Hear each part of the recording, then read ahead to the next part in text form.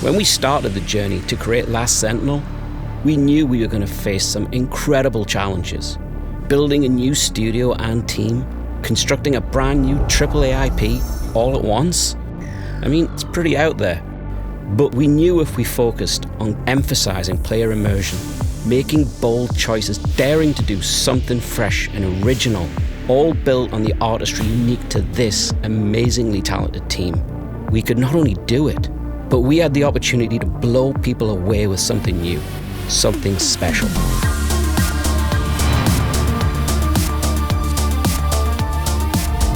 This is the game we want to make.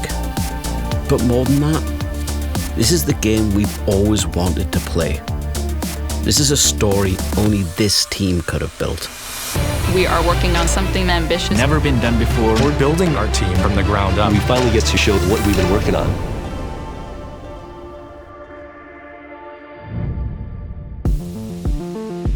So where does originality come from? I'll tell you where it doesn't come from.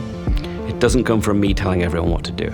It comes from me throwing challenges at amazing creative people. You find out that the idea that comes through the team, it's better than whatever idea you had. I never worked on a game that's so ambitious. I've never worked on a game that is so authentic with a like-minded team. And that's what makes me wake up and get to work. I would say that The Last Sentinel is going to be a groundbreaking game based on cyberpunk futuristic Japan and dealing with a dynamic main character. Hiromi is completely different, and the world of Last Sentinel is so unique. We don't know what the future of Japan is gonna be. So we're all trying to create the world that we have never seen. So we want to make sure that from a gameplay design perspective, we will utilize and reinforce every aspect of her character design. She had a cybernetic arm, she had a very cool combat helmet, and she had this really unique bike. This has to be a character that can swim a mile off sea, board a regime ship, and then with a steady hand, shoot and take out the pirates. So from that angle, it's like, if I'm given a playable character like that, am I able to use this character to the fullest? Does it match my fantasy? From a gamer's perspective, we're always looking at cutting edge, bleeding edge things, right? Seeing photorealistic graphics, realistic foliage or realistic water in the world, each and everything that we do adds bit by bit into creating the perfect universe for people to kind of enjoy and experience.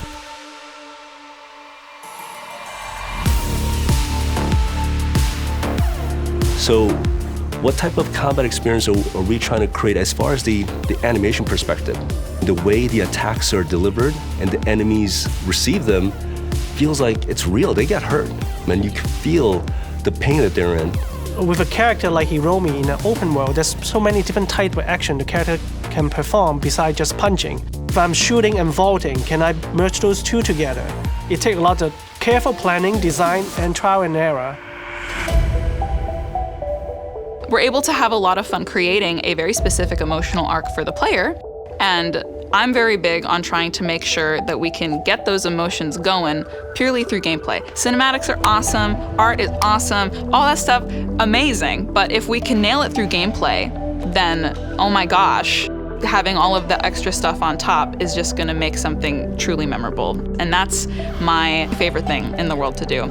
So I get to do that in missions a lot by playing with timing, by creating situations that are maybe subversive, using mechanics in ways that players might not expect. And so doing some clever psychological things to get the emotional response that I want. I want to make the gamers cry. And emotions don't necessarily need to be like touchy-feely ones, but it can be like, I want them to feel clever. I want them to feel excited, being able to achieve that response just through the actual interaction schemes of the game. My name is Emmanuel Druckmann. I am the cinematics and in-game media director. We actually adopted a lot more traditional filmmaking techniques in our pre-production. I think more so than is traditionally in the game industry.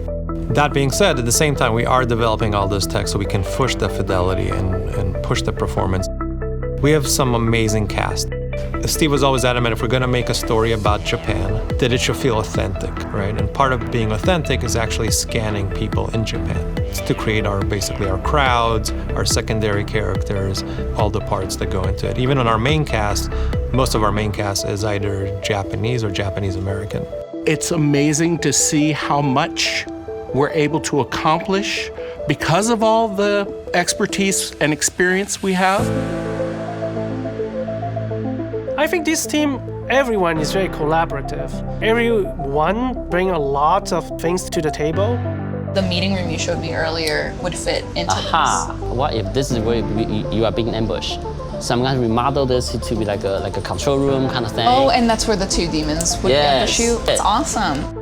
It's very iterative, yeah. It's like putting a foot in front of the other. You could see this push of acceptance towards new stories, originality, things that people hadn't seen before. That's a really strong way for us to push towards, because I can see this becoming more and more what people are looking at.